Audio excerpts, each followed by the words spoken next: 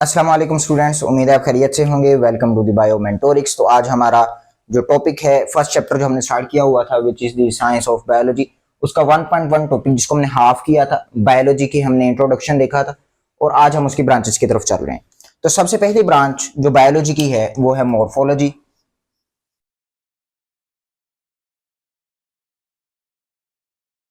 Morphology हम कहते हैं, दो वर्ड्स में अगर मैं लिखूं, फॉर्म प्लस स्ट्रक्चर,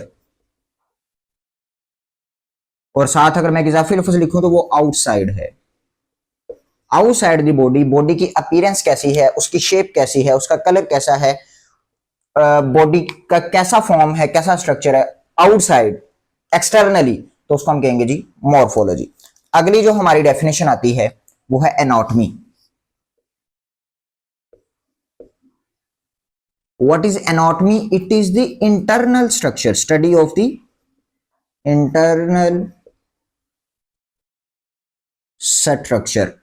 तो एनाटॉमी इंटरनल स्ट्रक्चर की स्टडीज होगी। मिसाल के तौर पे अगर हम हार्ट का इंटरनल स्ट्रक्चर देखना चाहते हैं, डाइजेस्टिव सिस्टम का इंटरनल स्ट्रक्चर देखना चाहते हैं, तो दिस इज द एनाटॉमी। तो एनाटॉमी के अंदर हम उनका स्ट्रक्चर देखते हैं। स्ट्रक्चर देखने के बाद उसकी हम बुक के अंदर जो मेंशन है कि हम उसकी डायग्नोसिस के लिए हम किसी भी डिजीज को फाइंड आउट करने के लिए जो है ना, एनाटॉमी के अंदर इसको स्टडी कर सकते हैं। उसके बाद जो हमारे पास फील्ड आती है वो है फिजियोलॉजी।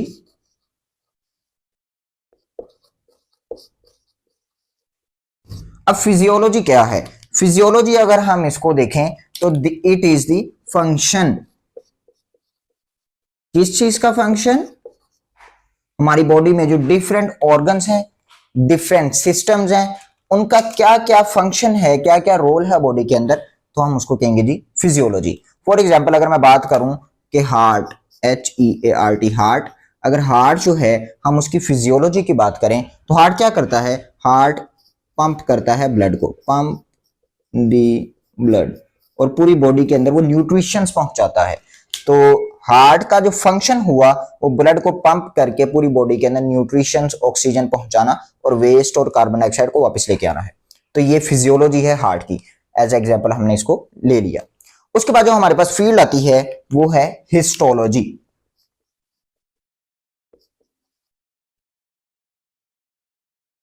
हिस्टोलॉजी के अंदर क्या होता है? ये जो हिस्टो है हमारे पास, इसका मतलब है टिश्यू। अब टिश्यू क्या चीज है? जब सिमिलर सेल्स कंबाइन होते हैं और वो परफॉर्म करते हैं सिमिलर फंक्शन,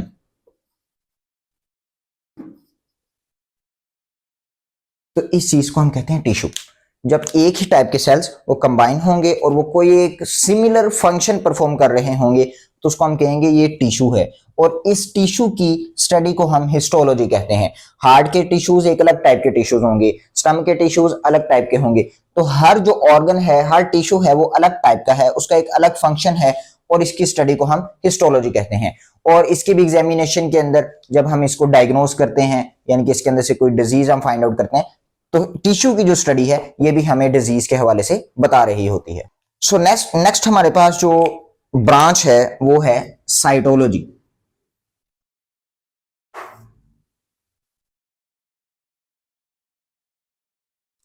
ये जो वर्ड साइटो है, ये साइटो जो है ना, ये सेल से है। तो सेल की जो स्टडी होगी उसको हम साइटोलॉजी कहेंगे। जो जो सेल है वो भी कोई ना कोई फंक्शन परफॉर्म करता है और फिर ये मिल के बहुत सारे सेल्स एक बहुत बड़ा फंक्शन परफॉर्म कर रहे होते हैं, इसको हम टिश्यू कहते हैं। अगर हम सेल की बात करें तो एक बुक के अंदर एक आपके एमसीक्यू लिखा है कि अबाउट 30 ट्रिलियन सेल्स हैं एक ह्यूमन बॉडी के अंदर, तो ये एमसीक्यूज के अंदर चीज आ सकती है। तो साइटोलॉजी क्या हुआ? The study of the cell. असल सेल क्या है? सेल बिल्डिंग ब्लॉक हैं। किसके? लाइफ के। अगर सेल एग्जिस्ट नहीं करेगा तो लाइफ भी एग्जिस्ट नहीं करेगी।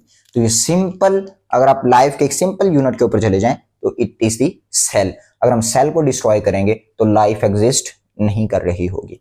सो next branch is our molecular biology.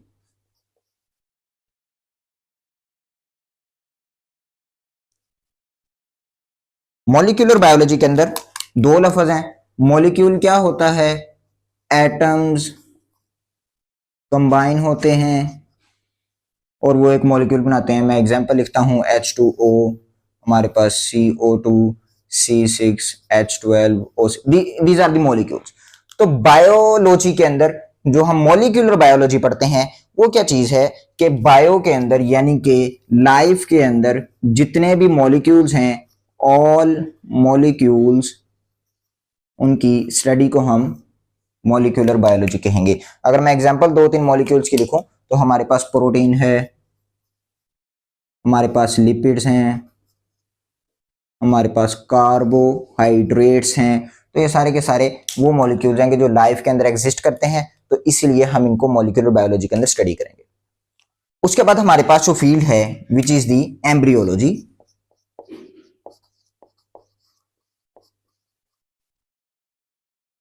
Embryology ये एम्ब्रियो की स्टडी है। एम्ब्रियो की किस चीज की स्टडी? उसकी स्टेजेस की स्टडी। तो अगर एक एग है वो फर्टिलाइज हुआ है, ये हम नेक्स्ट चैप्टर्स के अंदर ये टॉपिक्स आएंगे, हम इनको डिटेल में देखेंगे। एक एग है वो फर्टिलाइज हुआ है, फर्टिलाइज होने के बाद जो है वो अपनी फॉर्म चेंज कर रहा है, वो जाइगोट है, वो फिर एम्ब्रियो है, उसकी डिफरेंट स्टेजेस आएंगी, उसके अंदर ब्लास्टुला बन रहा है, उसके अंदर डिफरेंट चीजें बन रही हैं। तो ये तमाम के तमाम स्टेजेस को हम जिस ब्रांच के अंदर डील करेंगे वो एम्ब्रियोलॉजी है। उसके बाद हमारे पास जो फील्ड आती है वो है जेनेटिक्स। जेनेटिक्स जो है ये आप इस लफ्ज पे अगर गौर करें तो ये जीन से रिलेटेड है। और जेनेटिक्स जो आपकी बुक में मेंशन है डेफिनेशन, तो वो कहता है it is the study of inheritance. अब सोचने वाली बात यह है कि इनहेरिटेंस क्या है। तो इनहेरिटेंस अगर हम देखें तो इनहेरिटेंस ये transfer of characters from parents to offspring. जो पेरेंट्स हैं उनसे जो कैरेक्टर ट्रांसफर हो रहे हैं ऑफस्प्रिंग के अंदर, बच्चों के अंदर, वो जो हम जिस उसको हम इस फिनोमिना को हम कहते हैं इनहेरिटेंस। और इसकी स्टडी को the study of inheritance is called genetics. उसके बाद हमारे पास एक फील्ड आती है, हमारे पास एक ब्रांच आती है जिसको हम कहते हैं पैलेंटोलॉजी। पैलेंटोलॉजी स्टडी है फोसल्स की। अब फोसल्स क्या हैं?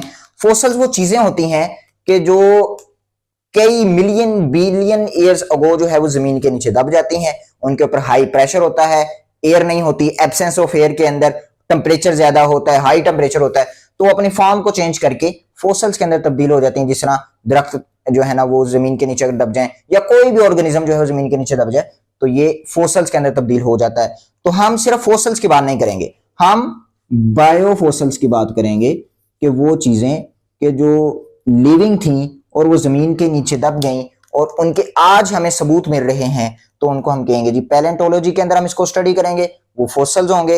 हमारी बुक के अंदर एक चीज मेंशन है, एक बैक्टीरिया का नाम लिखा हुआ है सियानोबैक्टीरिया, और ये एक फोटोसिंथेटिक बैक्टीरिया। फोटोसिंथेसिस क्या होती है ये हम आगे जाके पढ़ेंगे। फोटोसिंथेटिक बैक्टीरिया है, इसकी जो हमें फोसल्स मिले हैं वो अबाउट 3.5 बिलियन ईयर्स अगो हमें इसके फोसल्स मिले हैं। तो ये हमारे पास पैलेंटोलॉजी थी फोसल्स की स्टडी को। सो नेक्स्ट हमारे पास जो फर्दर ब्रांच है वो है टैक्सोनॉमी।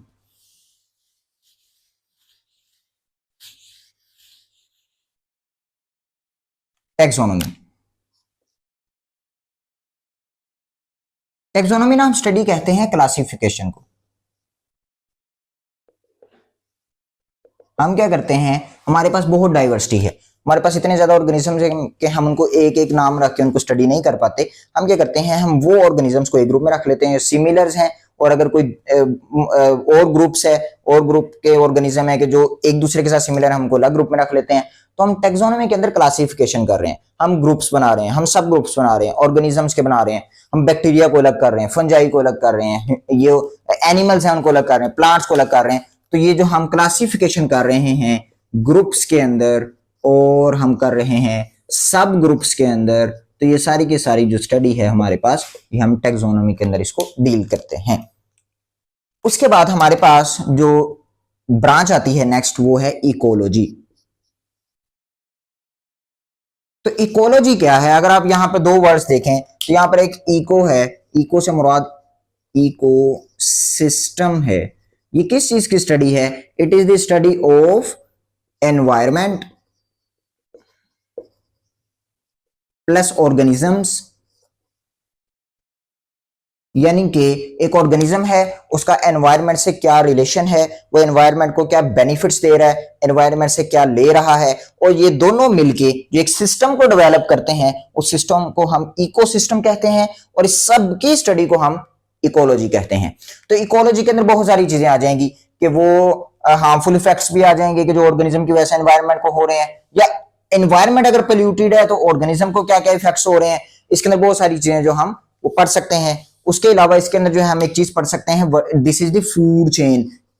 फूड चेन क्या है कि कौन किसको किस पर प्रे कर रहा है, यानी कि किसका शिकार कर रहा है, कौन किसको खा सकता है। इसके बाद जो हमारे पास ब्रांच आती है, it is the marine biology. Marine biology क्या है? मेराइन बायोलॉजी हम स्टडी को कहते हैं salty water, note salty water की स्टडी, वो ऑर्गेनिजम्स के जो साल्टी वाटर के अंदर रहते हैं। तो कौन कौन से साल्टी वाटर होते हैं? हमारे पास सी आ जाएगा, हमारे पास ओशियन आ जाएगा। तो ये हमारे पास जो है ये मेराइन वाटर्स हैं। तो इनके अंदर जो जो वाटर बॉडीज, मतलब जो जो ऑर्गेनिज्म इनके अंदर रहते हैं सी वाटर के अंदर या ओशियन वाटर के अंदर, वो साल्टी वाटर है, तो उसको हम कहेंगे जी this is the marine biology. ये मेराइन बायोलॉजी के अंदर हम इसको डील करेंगे। इसके पैरेलल एक और ब्रांच भी है, लेकिन वो मेंशन नहीं है आपकी बुक के अंदर, वो मैं इधर साइड पे लिख देता हूं। It is the fresh water biology. तो जिस तरह मेराइन बायोलॉजी है, इस तरह वो ऑर्गेनिजम्स के जो लेक्स के अंदर और हमारे पास जो रिवर्स होते हैं, ये फ्रेश वाटर है ना, लेक, रिवर, दरिया, नहरें, तो ये फ्रेश वाटर है। इसके अंदर जो ऑर्गेनिजम्स रहेंगे उनको हम फ्रेश वाटर बायोलॉजी के अंदर पढ़ेंगे, और जबकि जो सॉल्टी वाटर सी ओशियन में रहेंगे उनको हम मेराइन बायोलॉजी के अंदर स्टडी करेंगे। ओके, नेक्स्ट जो हमारे पास ब्रांच है वो है पैथोलॉजी।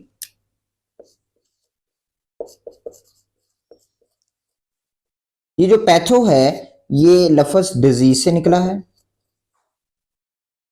तो study of disease is called pathology. इसके अंदर हम डिजीज से रिलेटेड उसका कॉज, उसकी सिम्टम्स, उसका कंट्रोल, जो चीज भी डिजीज से रिलेटेड होगी, डिजीज को कहते हैं, डिजीज बीमारी को कहते हैं। तो मुख्तलिफ टाइप ऑफ डिजीज हो सकती हैं। इन्फेक्शियस हो सकती है जो किसी माइक्रो ऑर्गेनिज्म की वजह से हो रही है, बैक्टीरिया, वायरस की वजह से। कुछ फिजियोलॉजिकल हो सकती हैं, जिस तरह शुगर है, ब्लड प्रेशर है। तो ये सारी की सारी चीजें, ये डिजीज से रिलेटेड जो है, ये हम पैथोलॉजी के अंदर पढ़ेंगे। उसका कॉज भी देखेंगे, उसका रीजन भी देखेंगे, उसकी सिम्टम्स भी देखेंगे, यानी कि निशानियां देखेंगे, और फिर हम उसको कंट्रोल कैसे किया जा सकता है। ये सारी चीजें जो हम पैथोलॉजी के अंदर डील करते हैं। उसके बाद जो हमारे पास ब्रांच है वो है इम्यूनोलॉजी।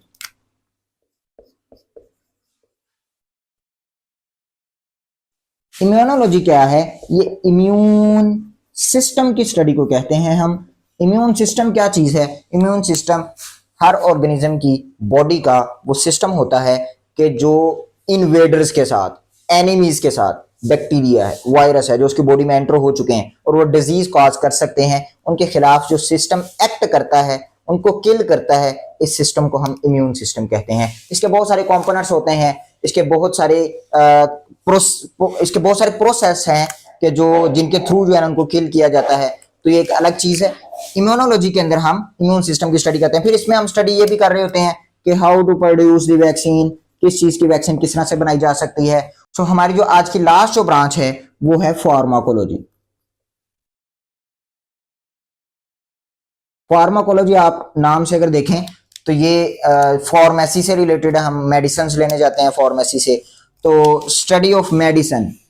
बुक में ड्रग लफ्ज लिखा हुआ है, तो ड्रग मींस मेडिसिन। वो मेडिसिन जो हम किसी भी इंडस्ट्री के अंदर प्रोड्यूस कर रहे हैं, उसका क्या केमिकल फार्मूला है, उसको फाइंड आउट कैसे किया गया है कि एक डिजीज थी पैथोलॉजी के अंदर, उसको हमने उसके ऊपर रिसर्चेस की, उसके ऊपर हमने डिफरेंट मेडिसिन यूज की, कौन सी ज्यादा बेनिफिशियल है, हार्मफुल इफेक्ट उसके कम हो। तो ये सब चीजें जो हम फार्माकोलॉजी के अंदर पढ़ते हैं। फिर उन ड्रग्स को डील करना, उनको प्रोड्यूस करवाना, उनको उनके हार्मफुल इफेक्ट्स भी देखना, उनके बेनिफिशियल इफेक्ट्स भी देखना। ये सब कुछ जो है हम फार्माकोलॉजी के अंदर पढ़ेंगे कि how to produce a medicine, medicine किस तरह से प्रोड्यूस होगी, वो किस तरह से बॉडी में जाके एक्ट करेगी, किस चीज को रोकेगी, किस चीज को मजीद बढ़ाएगी। तो ये सारी की सारी चीजें जो हम फार्माकोलॉजी के अंदर पढ़ते हैं। तो ये हमारी जो है आज बायोलॉजी की ब्रांचेस थी। 1.1 टॉपिक कंप्लीट होता है, बायोलॉजी एंड इट्स ब्रांचेस। मिलते हैं इंशाल्लाह अपने नेक्स्ट टॉपिक के अंदर। अगर आपको कोई क्वेश्चन है, कोई चीज समझ नहीं आ रही, आप कमेंट के अंदर पूछ सकते हैं। हमारा व्हाट्सएप नंबर मेंशन है, हमारी ईमेल मेंशन की गई है, आप क्वेश्चन करें, हम इंशाल्लाह आंसर करेंगे। तो ये आज हमने बायोलॉजी की ब्रांचेस और बायोलॉजी का 1.1 टॉपिक जो कंप्लीट किया है। इंशाल्लाह मिलते हैं अपने नेक्स्ट टॉपिक में। अस्सलाम वालेकुम।